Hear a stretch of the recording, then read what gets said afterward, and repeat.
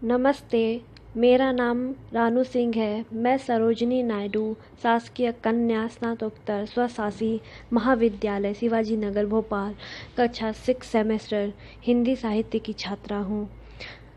प्रस्तुति श्रव्य एवं चित्रात्मक, जिसके शीर्षक बुंदेली भाषा का उद्भव है, जिसके निर्देशक मेरी डॉक्टर ललिता त्रिपाठी हैं। सर्वप्रथम बुंदेली भाषा का उद्भव। वैदिक संस्कृति अंतर्देशीय इंडो यूरोपीय भाषा थी। इसका प्रभाव व्यापक रूप से फारसी, लैटिन, ग्रीक भाषाओं को उत्पत्ति एवं विकास पथ पर पड़ा। भारतवर्ष 6ठी शती ईसा पूर्व 16 महाजनपदों में विभाजित था। जनपदीय भाषा ने वैदिक संस्कृति का स्वरूप ग्रहण किया था तथा अंतर्जनपदीय भाषा को प्रभावित करने लगी। इसको व्यवस्थित करने हेतु व्याकरणाचार्य पाणिनि ने अष्टव्यायी की रचना 4ठी शती ईसा पूर्व में की। इस समय पाली एवं प्राकृतिक भाषाएं जनभाषा के रूप में प्रचलित थी। गौतम बुद्ध एवं महावीर स्वामी ने क्रमशः बौद्ध धर्म एवं जैन धर्म का प्रसार इन माध्यमों से जन मानस में किया। महाकाव्य काल के 2 प्रसिद्ध ग्रंथ रामायण एवं महाभारत थे। दोनों ग्रंथों के रचयिता बुंदेलखंड की धरती से जुड़ी हुए थे।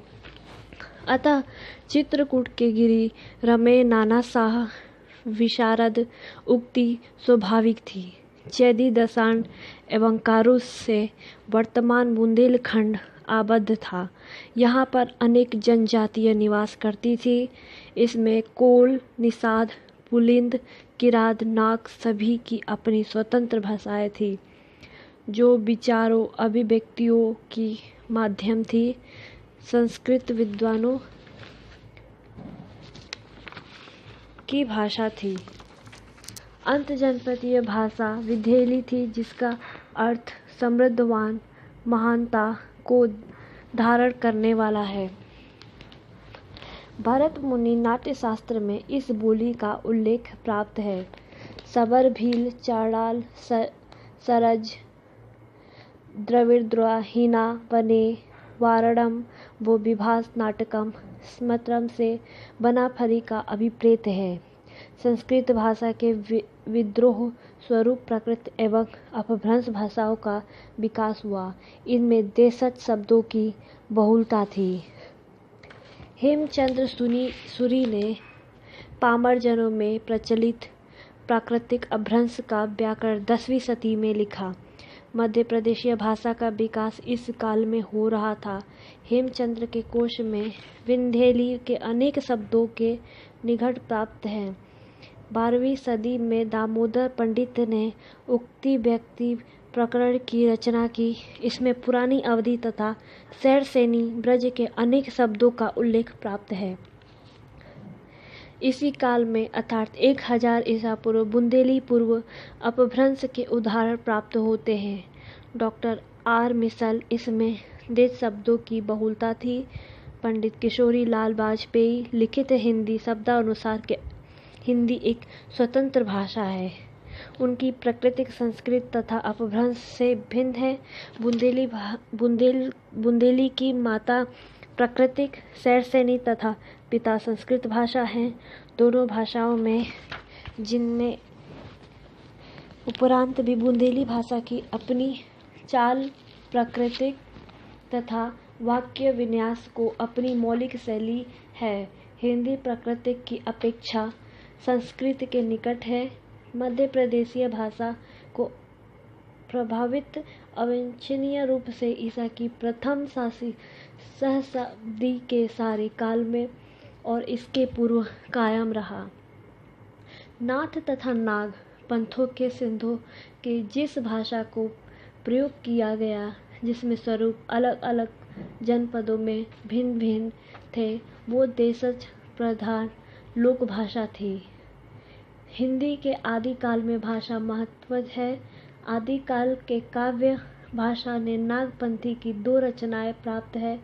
वे भाषा काव्य के प्रथम सीढ़ी को ज्ञापित करती है, जिसके पूर्व भी भवभूति उत्तर रामचरित के ग्रामीण जनों की भाषा विंध्यई प्राचीन बुंदेली ही थी। बुंदेलखंड की पाटी पद्धति में 7 स्वर तथा 45 व्यंजन हैं। कात्यायन व्याकरण ने संस्कृत के सरलीकरण प्रकृति में सहयोग दिया। बुंदेली पाटी की शुरुआत ओना मासी मौखिक पाठ के प्रारंभ हुआ। विदुर नीति के ओक विनायके तथा चाणक्य नीति चाणक्य के रूप में याद कराए जाने लगे। वाणिक प्रिया के गणित के सूत्र रटाए गए। नमः सिद्ध नमः ने श्री गणेशाय नमः का स्थान ले लिया। काम्यस्थ तथा वैश्यों ने इस भाषा को व्यवहारिक स्वरूप प्रदान किया। उनकी लिपि मुड़िया निम्न मात्रा विहीन थी। स्वर व्यय से अक्षर तथा मात्रा ज्ञान कराया गया। चली चली विजन वखो आई का से आई के लय वाक्य विन्यास मौलिक थे। प्राचीन बुंदेली विंध्य के कलापी सूत्र काली में प्राप्त हुए। जगनिक आलाकंठ तथा परमाल रासो पौड़ भाषा की रचनाएं हैं।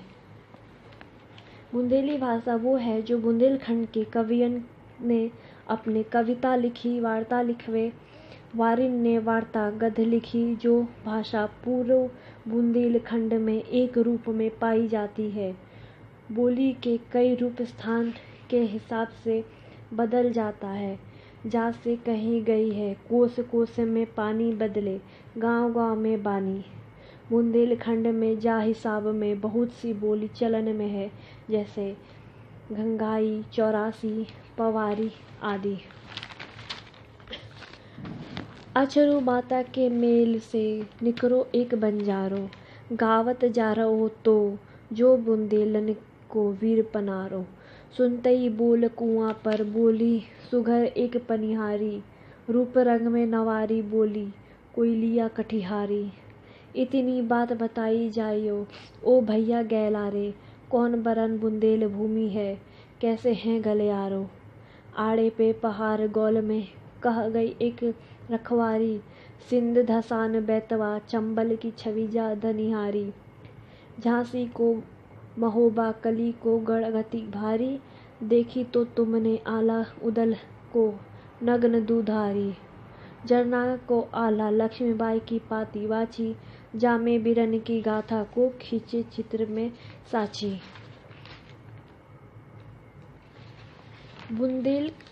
बुंदेली लोक संस्कृति का उद्भव और विकास। इनके विकास निम्न प्रकार से हैं। वैदिक युग, रामायण काल, महाभारत काल, मौर्य शुंग काल, नाग वाकटक काल, चंदेल काल, तोमर काल, बुंदेल काल, आधुनिक काल, पुनरुत्थान युग।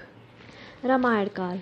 इतिहासकारों का मत है कि आर्यों के विंध्य क्षेत्रों पर सेना के द्वारा अधिकार नहीं किया, वरन ब्राह्मणों ने क्षत्रियों के छोटे दलों में प्रवेश कर जंगलों को साफ कर और कुटी तथा निवास बनाकर बस्तियां बसाई। परंतु वास्तविकता यह है कि अगस्त्य, अत्रि आदि ऋषियों ने विंध्य की प्रकृति की गोद में आश्रमों की स्थापना की थी, जिसमें इस जनपद में आश्रम संस्कृति का प्रादुर्भाव हुआ था। अगस्त्य के सामने विंध्य के झुकने की कथा का अभिप्राय यही है कि ऋषियों ने अपने उपदेशों में वन्य जातियों की जीत लिया था। वाल्मीकि रामायण ने आश्रम स्थिति चित्रकूट के निकट बताई गई है। अग्निपत्नी अनुसुईया आर्य नारी का आदर्श तो थी ही, बाद में इस क्षेत्र में भी प्रतिष्ठित हुई। पुरुषोत्तम राम की यात्रा में चित्रकूट का विशेष महत्व है। वहीं से उन्होंने यजन याजन की दुग्धि फूकी और उस संस्कृति की रक्षा में वन वन घूमे। इस आश्रमी संस्कृति के संपर्क में आने से इस क्षेत्र की लोक संस्कृति में व्यापक परिवर्तन की स्थिति शुरू हो गई। महाजनपद काल। इस युग में चंदी और दसाण प्रसिद्ध जनपद थे। चंदी में राजतंत्र और संभव है कि दसाण में भी रहा हो, किंतु उनमें राजाओं की स्वेच्छता नहीं थी। प्रसिद्ध इतिहासकार काशी प्रसाद जायसवाल के अनुसार जनपदों को राजा के पदयुक्त करने का अधिकार था। प्रकट है कि जनपदों में लोक की प्रतिष्ठा अवश्य था। प्रकट है कि जनपदों में प्रतिष्ठा अवश्य था। फिर भी समाज में दो वर्ग हो गए थे।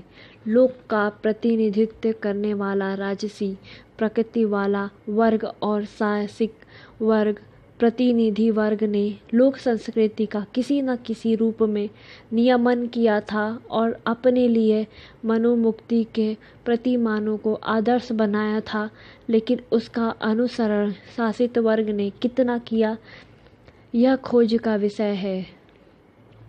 उतना अवश्य है कि इस समय जनपदीय इकाई की सुरक्षा और उसे ऊंचा बनाने के प्रयत्न में लोक संस्कृति और उसे ऊंचा बनाने के प्रयत्न में राज्यीय चेतना और विकास हुआ, जिसके फलस्वरूप समानता के बिंदु पहचान कर ग्रहण की गई अनार्य और आर्य संस्कारों का संगठन हुआ। लोकदर्शी को वरीयता के अनुसार अपनाया गया। लोक कलाओं में बदलाव आया। संदर्भ: बुंदेली भाषा व साहित्य। बुंदेली भाषा का उद्भव व विकास, इंटरनेट का माध्यम, क्रोम, विकिपीडिया, चित्र का माध्यम, गूगल, यूट्यूब। प्रतिपुष्टि: इस विषय को बनाने में मुझे डॉक्टर ललिता त्रिपाठी ने मुझे प्रोत्साहित किया तथा इस विषय को कैसे बनाया जाए, इसमें उन्होंने अपना महत्वपूर्ण समय निकालकर हमें समझाया। उन्होंने हम सभी को प्रेरित किया। इस विषय को बनाने में मुझे अपनी क्षमता व गंभीरता का पता चला तथा शीर्षक को नई तकनीक से प्रस्तुत करना सीखा, जिसमें मुझे एमए की छात्रा खुशबू दीदी ने मुझे बहुत मदद किया। मैं डॉक्टर ललिता त्रिपाठी मैडम जी की और दीदी की आभारी हूँ। नमस्ते, मेरा नाम रानू सिंह है। मैं सरोजनी नायडू